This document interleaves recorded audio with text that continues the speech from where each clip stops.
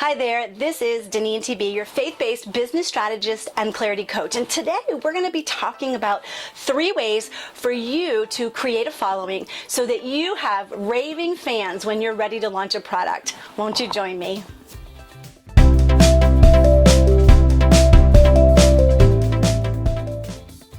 Why am I talking about this today? It's because I did a little question answer and I talked about the chicken and the egg because I think a lot of people have it backwards. I think people decide that they are going to first create a product that they love and then hope that somebody buys it. But in reality, we need to create the following first. We need to have the fans first. So I'm going to talk about some ways that we do that. What I was doing this morning, even in my own journal, is I was thinking about this. God and I are always on the same page because I go to Him for everything, right? So I was thinking, what do I want to tell you today? And the thing is that it was very interesting inside the group on Facebook what people said. Some of them were spot on, knowing that they need a following, while others, they were like, well, don't you need a product first before? Well, what I have to say is that the first thing you need to do is you need to definitely know who you are serving. Know what your message is. Let me rephrase that. You need to know what your message is, and then you need to know who that message is for. So that's the first thing, to know what message you want to give the world, and then the who is that client? Who do you want to work with?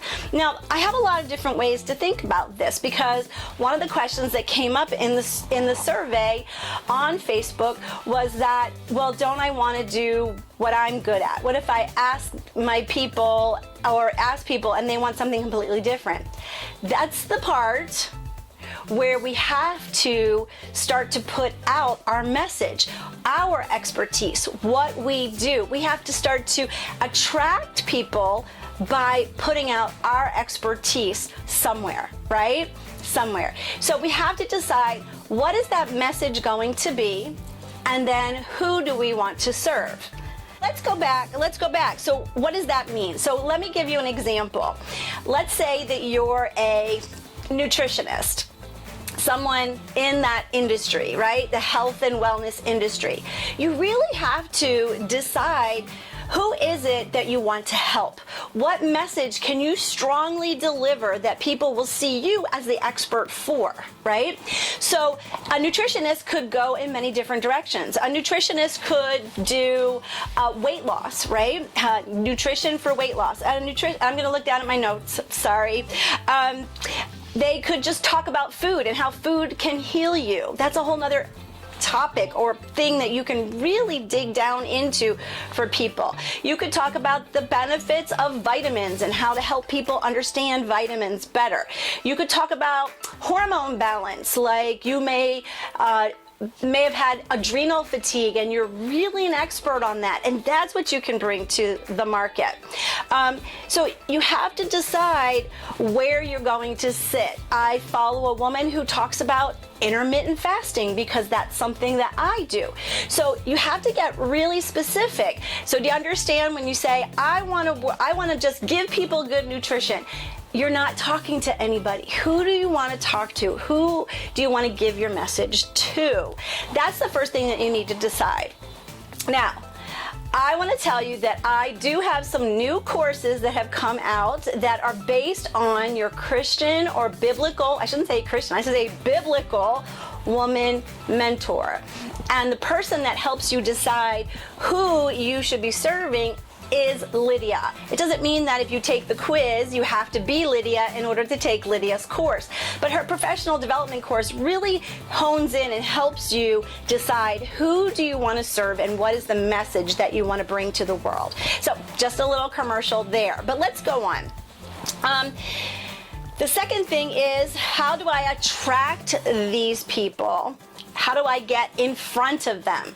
Because it's not necessary to have a website first. It's not necessary to even have a product first because you don't know exactly what your people need or want, right? So how do we get in front of them? Well, one of the ways is exactly what I'm doing right here, being in front of you on video. So that's one really great way that you can start to tell people about you, right? You can blog, you can do it through posting, whether you're posting on Instagram, Facebook, LinkedIn, or all three, right?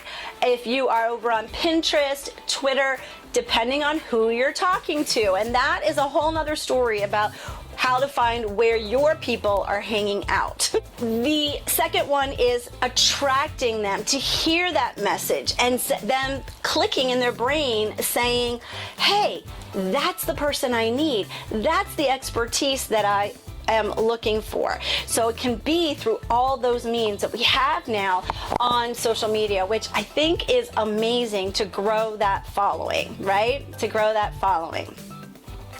So those are the first two. First, you have to know your message and who you're talking to. Second, you have to start to attract them with your message in different ways. They need to see you as the expert. The next thing that you do, oh, and by the way, when you're showing your expertise and you want to grow an email list, because that's the big thing to do, right? You want to grow the email list so that people will know who you are, be hooked into what you are telling them because you want them to be your raving fans, right? So you need to create some different things that will attract them. We call them lead magnets, or maybe you've heard them called freebies. So you need to decide what kind of checklist, what kind of thing can you create so that if you're on video like this, you can send them to a landing page. Again, you don't need a website yet, right? Or you can send them somewhere where they can get that as a download. And that's a very simple thing to do. I have actually, with the courses, if you take the quiz, and I will put this all in the description.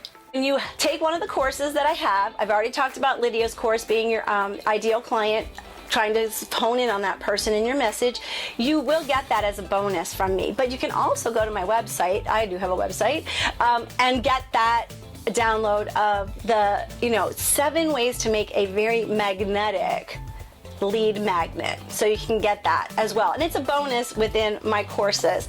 So it's very helpful to be able to capture that information so that when you do launch the product, you have a list already of people that already know you, have given you their email, so they trust you, and now they're going to be like so excited that you actually released something.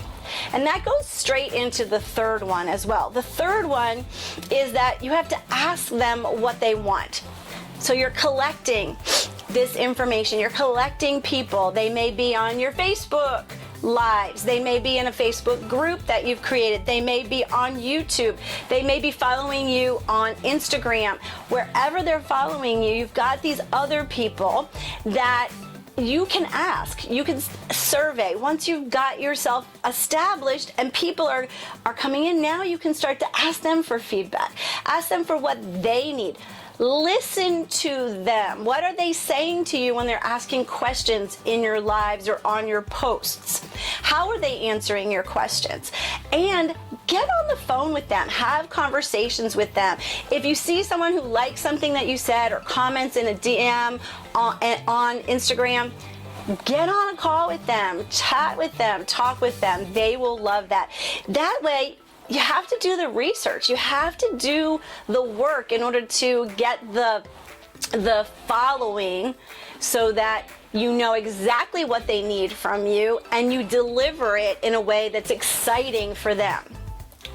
So I've got one more for you. I know I said 3, but I do have 4. And the fourth one is that you really do want to serve their needs, but you need to do it in a way that energizes you. So you're not allowing your fans to dictate everything you do, because part of your uniqueness, part of the design that God made for you is for you to approach your business differently than everyone else.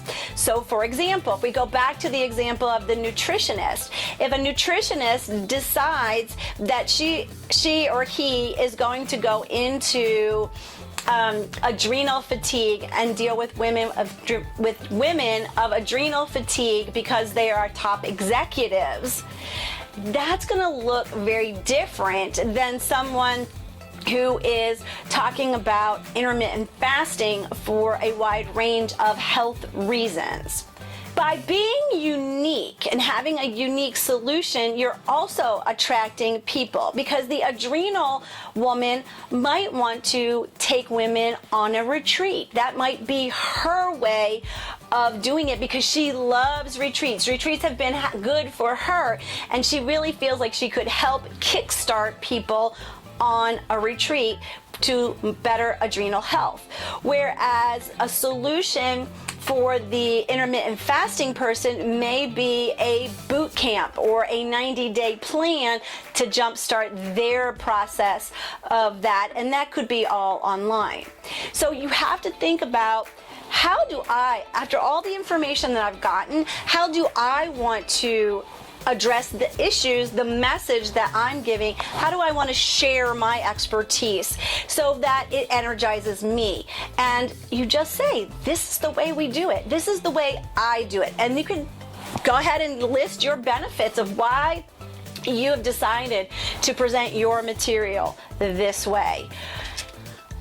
Has this made sense to you today? Has this given you something to think about?